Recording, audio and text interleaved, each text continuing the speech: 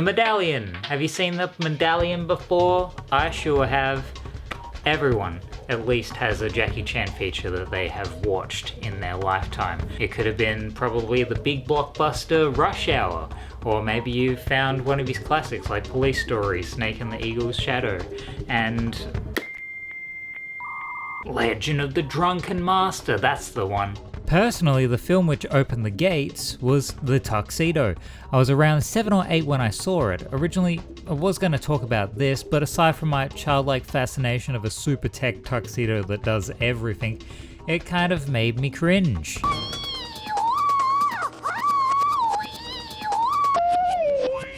Eventually, I'd watch his actual bona fide classics. These were the movies that ultimately showed off his stunts, martial arts skills, and attachment to perfection, doing things over and over again. Jackie Chan, as both an actor, director, martial artist, singer-songwriter, you name it, crafted so many movies that showcase his perfection for others' entertainment. It was all a big team effort from the stunt team, set designers, choreographers, with Jackie at the helm.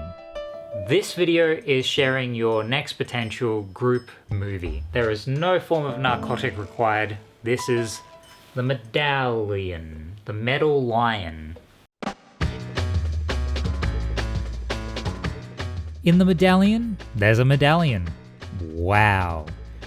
It can make you immortal with the correct circumstance. A boy holds onto this sacred talisman in a temple soundstage. A bad guy named Snakehead. He wants this power to become a god. It is up to Eddie Yang, a man who is only trying to eat his octopus whilst getting constant intercom calls and dog stares. He is undercover with Interpol and is friends, quotation marks on that bad boy, with Lee Evans' character, Watson. Do you see these guns? They're holy guns, because they make a rather big holy.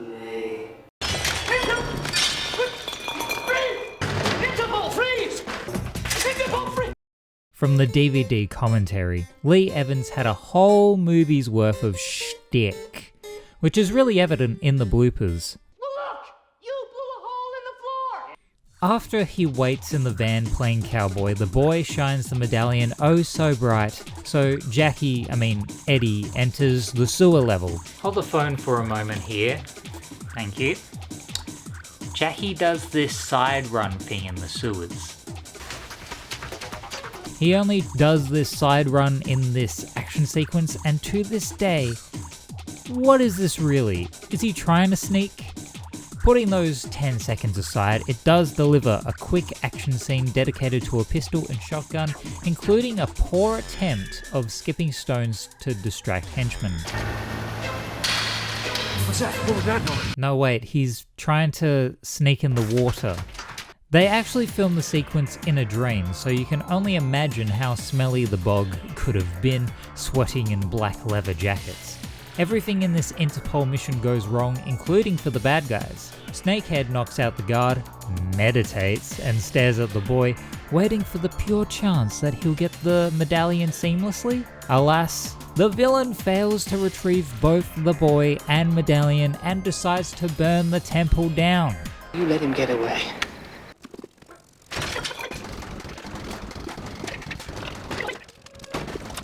2 weeks pass and Eddie makes his way to Dublin, Ireland, but not before a quick action sequence on a boat in Hong Kong to rescue the boy who was apparently kidnapped. I love this shot though. The henchman Gascard, that's his name, pulls out a rocket launcher, and let me know if you notice something. Eddie is in Dublin, Ireland, and why is that? The actual reason that he lived in Ireland was because there's tax benefits for shooting in Ireland. Tax benefits. Anyway, Eddie, Watson, and Nicole, they work together to save the boy whom is held captive at a cargo dock, but we can't get there without... I understand that you didn't like me always being on top. Oh, you think because of the way...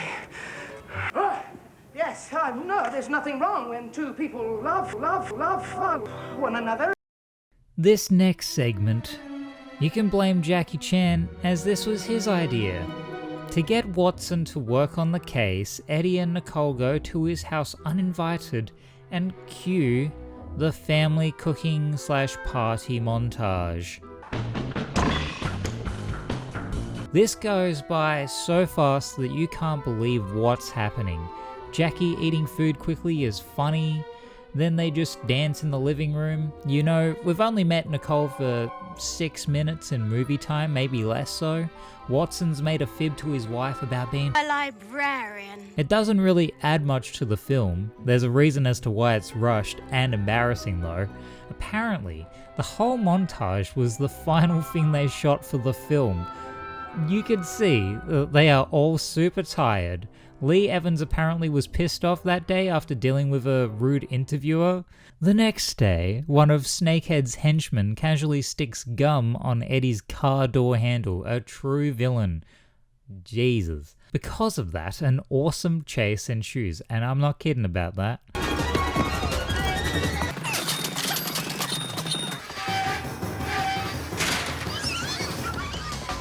Eddie traps the henchman in the garbage can. You mean the bucket? Shut up. And he is trapped in the bucket for all eternity. Yep, he never shows up again, whatsoever. Originally, Watson runs Gasgard over and results in a stupid interrogation scene. I think I am ready. Hey, just hold on a minute. Can we have a look at the old school way first? Anyway, Gasgard is sent back to Snakehead's lair. Oh yeah, this villain lives in a castle, FYI. He kills the henchman in a Looney Tunes style. It's really telling from that deleted scene alone that there was meant to be more comedy and does not land at all. Oh, did I forget to say that Snakehead has a lair in a castle? The interior is as if you took a left on the set of Iron Chef or Unbeatable Banzuke. He's just renting a portion of the castle next door to Takeshi. Such a classic early 2000s fantasy type villain. Red and black cloak 2 times bigger than his size, which would also weigh him down in fights. Check. Hair in the style of Sting during his midlife crisis. Check. British. The only pitiful thing in this room is your life. Check-a-rooney. Back to the real timeline. After Eddie finishes sounding like an obscene phone call, we make it to the crux of the story. Eddie sleuths his way between a hard crate and a hard crate with some ducka music. Nicole fights with elegance and grace, and Watson, he gets a tire blown in his face. Hey, that rhymed. Awesome. Finding the boy in a crate, a henchman knocks their cargo container into the waters. It fills up quickly. Luckily for the boy, there's an igloo tent. So, the main character dies 40 minutes in. I mean, they would both be dead from complete lack of oxygen. Alas, he sacrifices himself to save the boy. They treat his death with respect. It affects the characters deeply. No laughs. The idea of Eddie Yang, once flesh and blood, is no longer around, and I think that's pretty neat. But there's a new Eddie Yang, one grasp of the medallion, and the movie can truly begin. Shit is flying everywhere. Eddie can't control his power, doors are flying, he gets shot and beams out golden glows, fast martial arts reflexes, Watson gets beaten up, yes! The only thing I wish happened was for Eddie to go in self-defense mode a la Tuxedo when he gets touched or touches someone else. If he can't contain control over opening a door, then Watson or Nicole should be flying. For the medallion, Jackie decided to go on the wires, and we get hilarious Dragon Ball Z action in slow motion later on. You'll get there, we'll get there. After all the action, there is a genuinely amusing moment where Watson stabs Eddie multiple times, although there are no holes in his shirt. Eddie and Watson go to a library for Windows XP exposition from a hippie. That's all I wrote for that, moving on. Nicole is still mourning the loss of Eddie and makes her peanut butter jelly sandwich for the boy. You don't like you're not.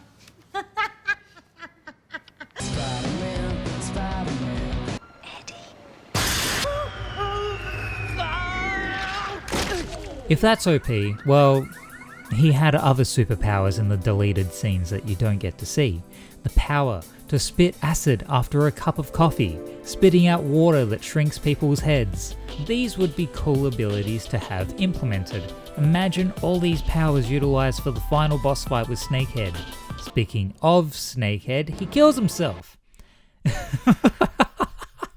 And absorbs the medallion power almost instantly, but oh no, half measure. Where's the other half? He needs the other half of the medallion to become a god. A god. He wants to become a god. Okay, now it's on. They all have a realization that Snakehead is going to invade Watson's house, and what a surprise. The wife knew the whole time that he wasn't A librarian. and she knows gun fu? Yes. The action commences: riot shield, shotguns, henchmen that look like they came straight out of Night Trap. The calls of Snakehead are near in a forest, in autumn, when it was summer a moment ago. Who cares? Here's one of the best slow-mo action scenes with wires, akin to Matrix and other things that are probably better, but we're gonna live with it. Sliding on ridged branches that are not compatible with those kinds of shoes.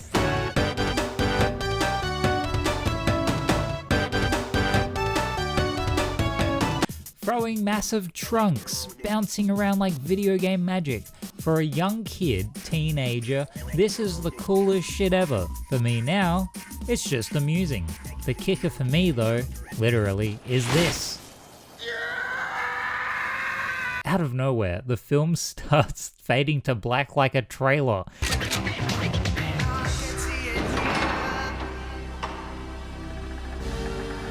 It's such a bizarre moment because immediately after, it's like, oh no, I've been knocked out and Snakehead has the medallion. Okay, let's go to the castle like we could have done from the start. Eddie and Nicole get to the entrance of the castle. You should wash your hands. Maybe, Eddie, you should wash your hands. They do the best thing in a new environment that totally worked last time in the cargo dock. Split up. Be careful. You too. Eddie Yang enters a room, and the next minute is such an action blur. I remember there were flips and stuff, but the action is so rapid with speed ups, and apparently this sequence was directed by Jackie himself, which, you know, that's cool. Watson crashes into the castle, beginning his preemptive... Yeah, we know. What's Nicole up to? Oh no. Okay, wait. Is this a family film or designed for a 10-year-old boy? We have cats howling and hissing. And we didn't get dog noises when men would fight earlier? Nicole rescues the boy and they play Labyrinth, running away from shuddering Snakehead. See, it's the cape that's slowing him down. Nicole throws the medallion so he can't get it. He could just speed up and grab it instantly. Anyway, he lets her get it. I wanted to make a joke about how cats don't play fetch and that dogs do, so it could align with the cat fight thing that I was talking about before. But cats do play fetch, so moving on. Eddie, oh no, you're too late, man. Nicole is dead. Be careful. It's final boss time with Escher painting arenas and wirework flips and spaceman jumps. They go into a portal with shoddy 12 FPS slow-mo to hide the awkward fighting. Not gonna lie, this is pretty epic.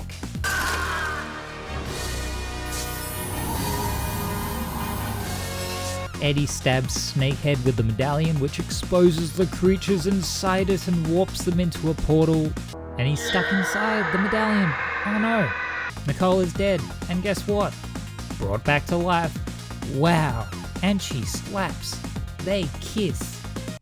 Great. So they had this specific song as temp music, and they decided to keep it in for the end credits. And I'm going to give you a quiz. Here we go. Which music artist was featured in the end credits of this movie? A. Avril Lavigne. I'm going to go down here so I can make some space for them. A. Avril Lavigne. B. Evanescence. C. Hoobastank.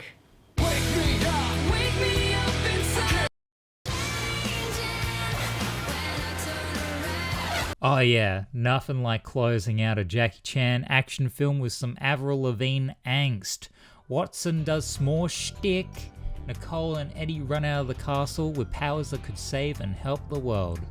You know what my favorite part about this movie is? It's fast. That final act was 15 minutes long and felt like 5. Primarily because they cut out so much content to make it snappy. It's a 75-minute long film with bloopers at the end. I have no clue how this film was during production, but I sincerely hope everyone had a good time despite going from Hong Kong to Thailand to Dublin on a constant basis.